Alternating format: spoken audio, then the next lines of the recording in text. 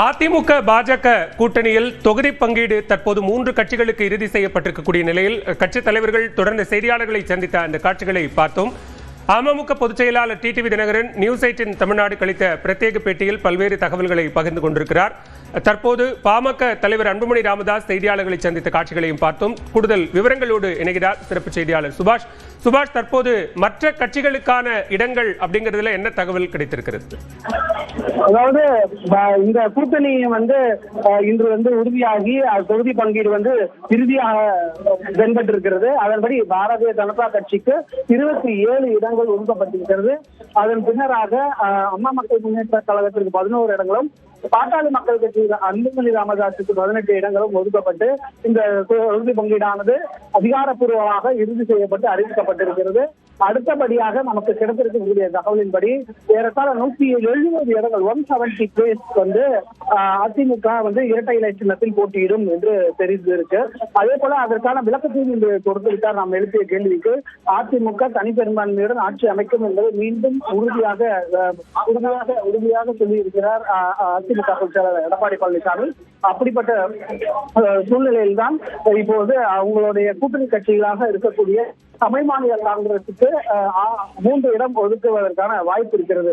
கடந்த தேர்தலில் தமிழ் மாநில காங்கிரஸ் 6 இடங்கள்ல போட்டியிட்டிருந்தது என்பது குறிப்பிடத்தக்கது. ஆனால் தற்போது அவங்களுக்கான 3 இடங்கள் ஒதுக்கப்படுவதற்கான வாய்ப்பு இருக்கிறது.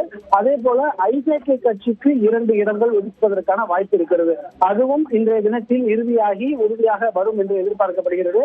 தற்போது இருக்கக்கூடிய தகவலின் அடிப்படையில் இந்த தகவல் இருக்கிறது. அதன் பின்னராக ஜான் பாண்டியனுக்கு 1 இடம் கொடுக்க வாய்ப்பு இருக்கிறது. புதிய நீதி கட்சி ஜான் பாண்டியன் உள்ளிட்டோர் தாமரை சின்னத்திலா அல்லது இரட்டை இலை சின்னத்திலா போட்டிடுறாங்க அப்படின்றத நம்ம பார்க்க வேண்டியிருக்கு. ஒட்டுமொத்தமாக பார்த்தோம் என்றால் 170 இடங்கள்ல அதிமுக போட்டிட்டு எஞ்சி இருக்கக்கூடிய இடங்கள் கூட்டணி கட்சிக்கு கொடுக்க இருக்கிறாங்க. அதாவது 234 தொகுதியில அதிமுக 170 தொகுதியிலும் 64 தொகுதிகள்ல கூட்டணி கட்சிக்காக இன்றைய தினத்தில் ஒதுக்குவதற்கான திட்டமிடல்கள் பற்றி இருக்கு. விரைவாக இன்று நாளைக்குள் இரவுக்குள்ள ஒவ்வொரு கட்சிக்காக எஞ்சி இருக்கக்கூடிய கூட்டணி கட்சிகளுக்கு ஒவ்வொன்றுக்கும் எத்தனை இடங்கள் என்னென்ன இடங்கள் என்பது அதிகாரப்பூர்வமாக அறிவிக்கப்பட இருக்கிறது.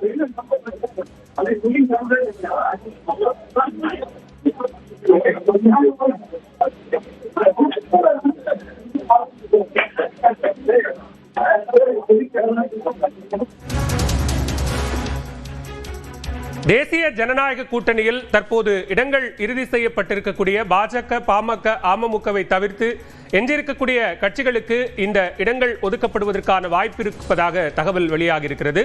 அந்த வகையில் தமிழ் மாநில காங்கிரஸ் கட்சிக்கு 3 இடங்களும், இந்த ஐஜேகேவுக்கு 2 இடங்கள், அதே போன்று புரட்சி பாரதம் கட்சிக்கு 1 தொகுதி ஒதுக்கப்பட வாய்ப்பு இருப்பதாக தகவல் வெளியாகி இருக்கிறது. சுபாஷ், தற்போது எந்தெந்த தொகுதிகள் அப்படிங்கிறத அடையாளம் காணக்கூடிய பணிகளும் தொடங்கி இருக்கிறதா?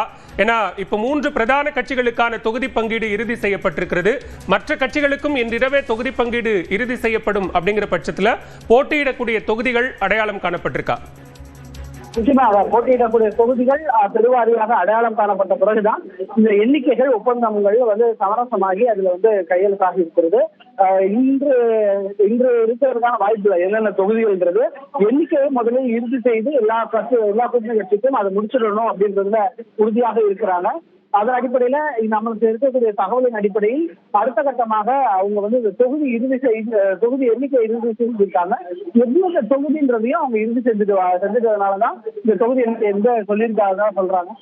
இன்று நாளை அல்லது நாளை மறுதினம் அதற்கான லிஸ்ட் என்னென்ன அப்படின்றது நமக்கு தெரிந்துவிடும். அது தெரிந்தாலே யார் யார் போட்டியிட போகிறார்கள் என்பதும் அடுத்த கட்டமாக வேட்பாளர் பட்டியல் இந்த வார இறுதிக்குள்ள வெளியாக வாய்ப்பு இருக்கிறது. ஒவ்வொரு கட்சியின் சார்பாக அதிமுக வெளியிட வேண்டும். அதே போல அம்மா மக்கள் முன்னேற்ற கழகம், பாட்டாளி மக்கள் கட்சி, பாஜக மட்டும் டெல்லியில இருந்து ரிலீஸ் பண்ணுவாங்க. மற்ற எல்லாமே இந்த ஸ்டேட் பார்ட்டியில இருந்து ரிலீஸ் பண்ணுவாங்க. அது போக எங்களோட கூட்டணி கட்சியை சார்ந்த இந்த ஜான் பாண்டியன், அதே போல புதிய நீதி கட்சி, இவங்க எல்லாம் என்ன சின்னத்துல போட்டிடுறாங்க அப்படின்றதும் கவனத்துல எடுத்துக்கொள்ள வேண்டியதாக இருக்கு.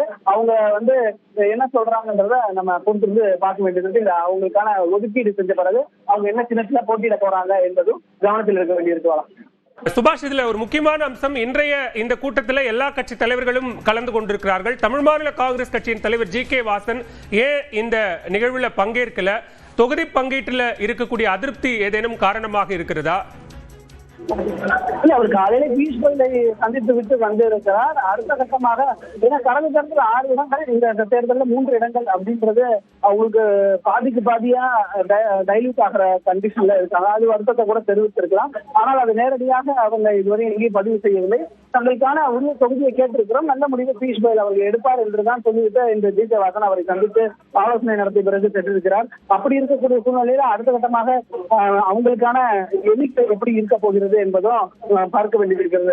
ஒட்டுமொத்தமாக இன்னைக்கு அதிமுக கூட்டணி கட்சி தலைவர்கள் எல்லாரும் பங்கேற்றிருந்தாலும் அதே போல புரட்சி பாரதம் இன்று நம்ம கலந்து கொள்ளல, ஜி.கே. வாசன் கலந்து கொள்ளல, அதே போல மேலும் சில கட்சிகள் என்ஆர் தனபாலன் அவரும் கலந்து கொள்ளல. அப்படி இந்த கட்சிகள் எல்லாம் கலந்து கொள்ளாதனால அவங்க அதிர்ச்சி அப்படின்னு சொல்ல முடியாது. பட் அவங்களுக்கான வருத்தங்கள் இருக்கிறதுக்கான வாய்ப்பு இருக்கிறது.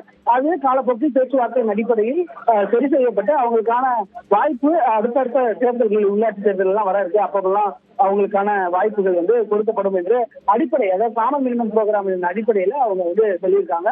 திமுக வீழ்த்த வேண்டும் என்ற காரணத்தினால் நம்ம இந்த முடிவை எடுத்திருக்கிறோம் அப்படின்றதையும் அவங்க சொல்லியிருக்காங்க.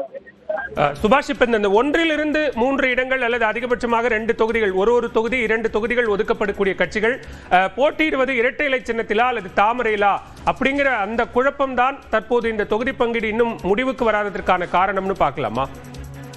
இல்ல, அப்படி பார்த்தோம்னா திமுக சார்பிலே இன்னும் தொகுதி பங்கீடே நிறைவு செய்யாத நாங்க நிறைவு செஞ்சுட்டோம் அப்படின்றதுதான் அதிமுக பொதுச் செயலாளர் எடப்பாடி பழனிசாமி பதிலாக இருக்கு. கேட்டது கேள்வியாகவே கேட்கப்பட்டது. அதற்கு அவர் அந்த பதிலை தெரிவித்திருக்கிறார். நாங்கள் முழுமை பெற்றுவிட்டோம். நாங்க எங்க கூட்டணியை சீட்சாரிங்க ஒரே நாள்ல 3 பெரிய கட்சிகளுக்கு இப்ப முடிச்சிருக்கோம். இன்று இரவுக்குள் அடுத்த கூட்டணி கட்சி எல்லாருக்குமே முடிச்சு நாங்க சொல்லி இருக்கும் பொழுது இதுல காலதாமதம் என்றதற்கே வாய்ப்பு இல்லை. விரைவில் கூட்டணி பங்கீடு முழுமை பெற்றுவிடும் அப்படின்றதை சொல்லியிருக்கிறார்கள். நம்ம கவனத்தில் எடுத்துக்கொள்ள வேண்டியது நீங்கள் சொன்னதை போல கூட்டணியில இருக்கக்கூடிய ஏசி சண்முகம், அதே போல ஐஜேகே, ஜான் பாண்டியன் கட்சி இவங்க எல்லாமே எந்த சின்னத்தில் போட்டியிட போறாங்க. ஐஜேகேவை பொறுத்தவரை மைக் சின்னத்தில் தான் போட்டியிடுவோம் என்பதை உறுதிப்பட தெரிவித்திருக்கக்கூடிய சூழ்நிலையில அடுத்த கட்டமாக அவங்க என்ன செய்ய போறாங்க அப்படின்றத நம்ம பார்க்க வேண்டியது இருக்கலாம். விவரங்களுக்கு நன்றி சுபாஷ்.